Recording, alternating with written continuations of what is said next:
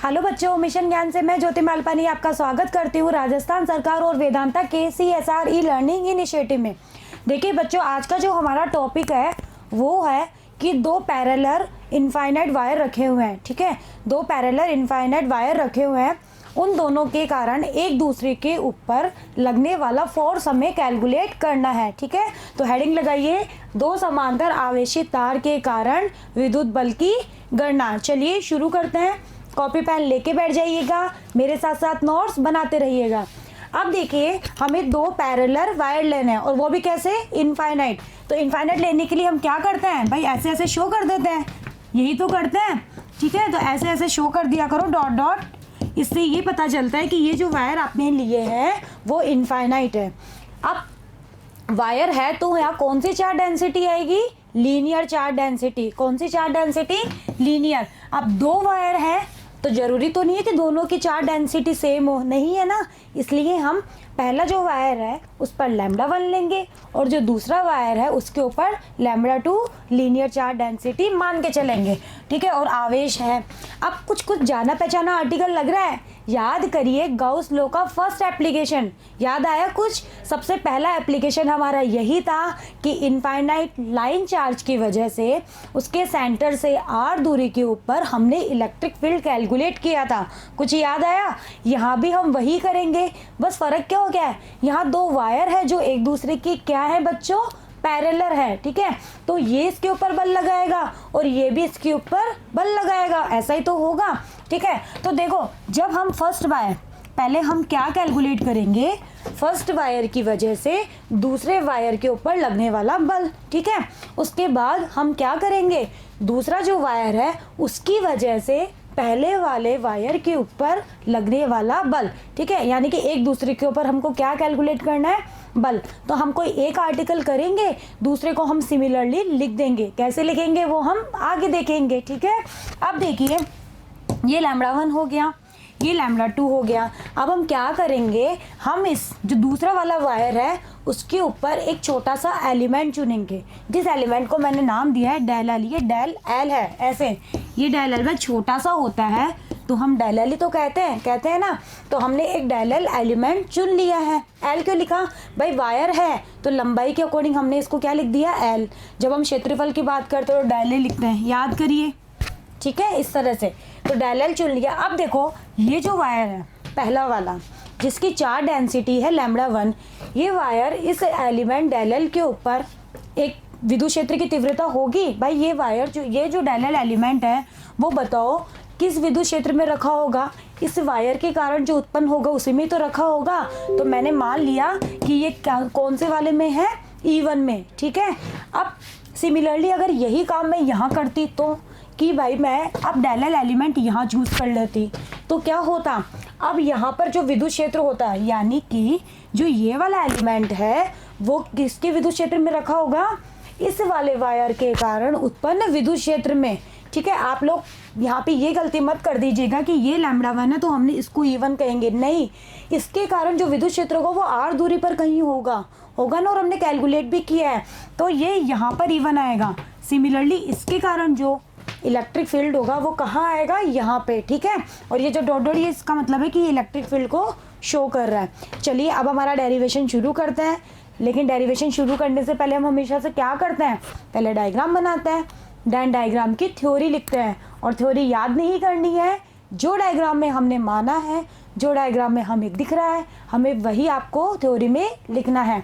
और इन दोनों वायर के बीच की दूरी को हमने क्या माना है, r माना है। चलिए तो बस यही चीज़ यहाँ लिख दीजिए। चित्रानुसार दो अनंत लंबाई के रेखीय आवेशित तार हैं जो एक दूसरे के समांतर खड़े हुए हैं। ठीक है, माना इनके मध्य की दूरी कितनी है, r, और दोनों की लीनियर चार्ज डेंसिटी, रेखीय आवेश घनत्व है λ1 और λ2 है। ठीक है, अब हमारा पहला आर्टिकल क्या है, पहले तार के कारण दूसरे तार की एकांक लंबाई पर लगने वाले बल की गणना करना। चलिए, प्रथम तार के कारण दूसरे तार की इकाई लंबाई पर लगने वाले बल की गणना करने के लिए हम क्या करेंगे, जो दूसरा वायर है उसके ऊपर एक अल्पांश यानी कि एलिमेंट चुनेंगे जिसको हमने क्या कहा है, डेल एल का है। और इस डेल एल के ऊपर जो हमने चुना है ना डेल एल, इसके ऊपर हम मान के चलेंगे कि इस एलिमेंट के ऊपर जो चार्ज है वो कितना है, क्यू है। ठीक है, चलिए अब बताओ आपका जो ये एलिमेंट है, ये आपका फर्स्ट वायर है, ये सेकंड, ये किसके इलेक्ट्रिक फील्ड में रखा हुआ है, E1 ही तो कहा था हमने। ठीक है, तो यह प्रथम तार के कारण उत्पन्न विद्युत क्षेत्र E1 में रखा हुआ है। वेक्टर जरूर लगा लिया कीजिए।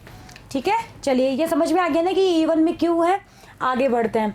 अब देखो डेल एल की लंबाई के अल्पांश, जो डेल एल लंबाई का जो अल्पांश है उस पर हमें विद्युत बल कैलकुलेट करना है। भाई दूसरे वायर के ऊपर विद्युत बल यानी कि उसके किसी अल्पांश पे विद्युत बल, ऐसे तो होगा। चलिए अब F बराबर क्यू ई होता है, जानते हैं ना हम कि F बराबर क्यू ई होता है। नॉर्मल फॉर्मूला क्या है हमारा, F और E में ये रिलेशन होता है ना। अब हमें बल निकालना है F बराबर क्यू इंटू ई। अब मैंने E1 क्यों लिया, क्योंकि आप डायग्राम को देखिए, ऐसा डायग्राम है, ये डेल एल पर हम यहाँ बल कैलकुलेट कर रहे हैं, तो यहाँ इलेक्ट्रिक जो फील्ड है वो कितना है, E1 है, इसीलिए मैंने यहाँ पर E1 लिया है। और क्यू क्या है, क्यू है इस एलिमेंट के ऊपर जितना भी चार्ज है वो क्या है, क्यू। तो चार्ज तो इस एलिमेंट का ही रहेगा, लेकिन इलेक्ट्रिक फील्ड किसका आएगा, इसके कारण जो उत्पन्न होगा। ठीक है, इसीलिए ये तो बस यहाँ पे आप लोग ये गलती मत करिएगा। कोई बच्चे क्या करते हैं कि E2 लिख देते हैं, जैसे ये F2 अभी कैलकुलेट कर रहे हैं, ये 2 के ऊपर है तो यहाँ पे E2 लिख देते हैं, तो आपको वो गलती नहीं करनी है। चलिए जहाँ Q क्या है, डेल एल लंबाई पर उपस्थित जो भी आवेश है वो, और E1 क्या है, इस तार के कारण उत्पन्न विद्युत क्षेत्र R दूरी पर। भाई इन दोनों के बीच की दूरी R है, तो R दूरी पर जो भी विद्युत क्षेत्र होगा वो हमारा क्या है, E1 है। चलिए अब देखो प्रथम तार के कारण R दूरी पर स्थित कोई बिंदु P है। याद करिए गाउस लॉ का फर्स्ट एप्लीकेशन क्या था, कुछ ऐसा डायग्राम था कि ये एक इनफाइनाइट लाइन चार्ज था। ठीक है, इसके कारण कोई बिंदु P था, यहाँ O हमने माना था, उसके कारण R दूरी पर कोई बिंदु P था। तो बताइए इलेक्ट्रिक फील्ड कितना आता है, फॉर्मूला आपको याद होना चाहिए। यहाँ आपको ये डेरिवेशन करने की कोई नीड नहीं है, डायरेक्ट फॉर्मूला आप लगाएंगे। तो E बराबर होता है lambda upon 2 pi R epsilon not, जहाँ लैम्बडा क्या था, लीनियर चार्ज डेंसिटी इसकी, R ये दूरी, और एप्सिलॉन नॉट तो आप जानते ही हैं परमिटिविटी होती है। तो ये होता है हमारा E का फॉर्मूला होता है।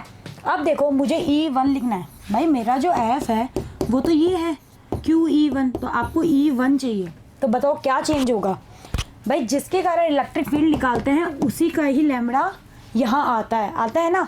तो हम इसके कारण इलेक्ट्रिक फील्ड निकाल रहे हैं, जो पहला वायर है तो उसके ऊपर लैम्बडा कितना है, लैम्बडा 1 है। ठीक है, इसीलिए आपको लैम्बडा 1 लिखना है, और 2 pi R epsilon naught as it is, क्योंकि दोनों वायर के बीच की दूरी कितनी है, R है, तो R दूरी पर ही लिख रहे हैं, इसलिए 2 पाई R एप्सिलॉन नॉट। ठीक है, अब ये E1 की वैल्यू उठाइए और कहाँ पुट करेंगे, F में। लेकिन उससे पहले ये जो Q है इसकी वैल्यू भी तो निकाल ले कि भाई हमें Q, हमने तो माना है कि जो हमारा डेल एल जो एलिमेंट है उसके ऊपर चार्ज है Q, लेकिन हमें Q की वैल्यू तो नहीं पता तो हम निकाल लेते हैं। कैसे निकालेंगे, दूसरे तार की डेल एल लंबाई पर हमें आवेश निकालना है, जिसको हमने कहा है Q जो होता है वो लीनियर चार्ज डेंसिटी की फॉर्म में आप लिख सकते हो, लैम्बडा इंटू DL, ऐसे तो लिखते हो। अब देखो Q लिखना है। अब देखिए यहाँ पर आप क्या करेंगे, ये आपका दूसरा वायर है जिसका लीनियर चार्ज डेंसिटी है लैम्बडा 2, ठीक है, और ये रहा डेल एल, और इसी पर कितना आवेश है, Q। अब आपको Q लिखना है, Q होता है लैम्बडा इंटू डेल एल। तो डेल एल तो चलो हमें मिल गया कि डेल एल तो ये रहा जो तो हम लेके चल रहे हैं ना। चलिए अब हमें बात करनी है कि हम जो लीनियर चार्ज डेंसिटी लेंगे वो लैम्बडा 1 लेंगे कि लैम्बडा 2। तो जिस तार के ऊपर ये अल्पांश होता है उसी तार का आपको लीनियर चार्ज डेंसिटी फॉर्मूले में लेना होता है। तो बताइए ये किस तार के ऊपर है, जिसका लीनियर चार्ज डेंसिटी कितना है बच्चों, लैम्बडा 2 है। इसीलिए यहाँ पर आप क्या लिखोगे, लैम्बडा 2 लिखोगे और डेल एल। ठीक है, अब दोनों वैल्यू उठाइए, Q भी उठा लीजिए और E भी उठा लीजिए, और कहाँ पुट करना है, F में। जब आप F में पुट करोगे तो आपके पास आएगा lambda 1 lambda 2 upon 2 pi R epsilon naught into delta L। ये आ गया इस तार के कारण इस तार के ऊपर लगने वाला बल। आ गया। चलिए अब इकाई लंबाई पर निकालना हो तो क्या करिए, इस डेल्टा एल को इसके नीचे ले जाइए, तो एफ अपॉन डेल्टा एल हो जाएगा।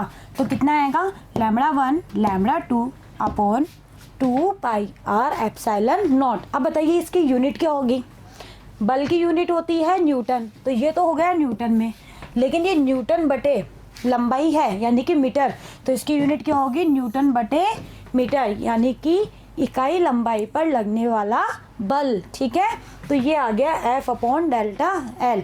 अब ये तो था इसके कारण इसके ऊपर, लेकिन ऐसा थोड़ी होगा भाई, ये है इसके ऊपर बल लगा रहा है तो ये कहेगा भाई मैं भी तो तेरे ऊपर बल लगाऊंगा, ऑब्वियस सी बात है। तो अब आपको अगर इसके कारण इसके ऊपर बल निकालना हो तो जो काम हमने दूसरे वायर के ऊपर किया है वो काम आपको पहले पे करना है। कैसे करना है थोड़ा सा समझ लीजिए। अब आपको डेल एल चुनना है पहले वाले वायर पे, ठीक है, और किसके इलेक्ट्रिक फील्ड में होगा ये, इस वाले वायर के, तो क्यू की वैल्यू में फ़र्क आ जाएगा। अब की बार इसके लिए जब क्यू लिखोगे तो क्या आएगा, λ1 इंटू डेल्टा एल, जबकि ई लिखोगे तब क्या आएगा, λ2 आएगा वहाँ पे। ये देखिए यहाँ पे λ2 आ जाएगा बस, लेकिन जब आप दोनों वैल्यू पुट करोगे तो आपको फॉर्मूला सेम मिलेगा। ठीक है, इसलिए दूसरे वाले को करने की ज़रूरत नहीं है, हम डायरेक्टली क्या लिखेंगे, इसी प्रकार से। ठीक है, तो इसी प्रकार से दूसरे तार के कारण, यहाँ पे थोड़ा सा करेक्शन कर लीजिए, दूसरे तार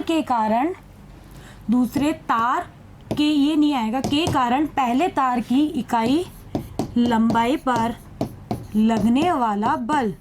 थोड़ी प्रिंटिंग मिस्टेक है, आप लोग सही कर लीजिए। ठीक है, हेडिंग वही है, बस दूसरे के कारण पहले पे आ चुका है, तो फॉर्मूला आपका एज इट इज़ आएगा। अगर आप लोग चाहे तो घर पे इसको करिएगा, same as it is formula निकलेगा। कितना आएगा, λ1 λ2 upon 2 pi r epsilon naught into delta L, और इकाई लंबाई पे निकालना है तो ये आ गया। ठीक है, तो आज हमने क्या डेरिवेशन किया, दो पैरेलल वायर रखे हुए थे, उनके कारण एक दूसरे के ऊपर फोर्स कैलकुलेट किया है। तो इसी के साथ आपका जो ये सेकंड चैप्टर है Gauss law and its application, वो चैप्टर का डेरिवेशन पार्ट कंप्लीट होता है। अब हम क्या शुरू करेंगे, अब हम इसके न्यूमेरिकल्स करना शुरू करेंगे, और मुझे उम्मीद है कि आप लोग खुद से भी न्यूमेरिकल्स कर रहे होंगे। ठीक है, तो बने रहिएगा मेरे साथ, मिलते हैं नेक्स्ट वीडियो में। Thank you.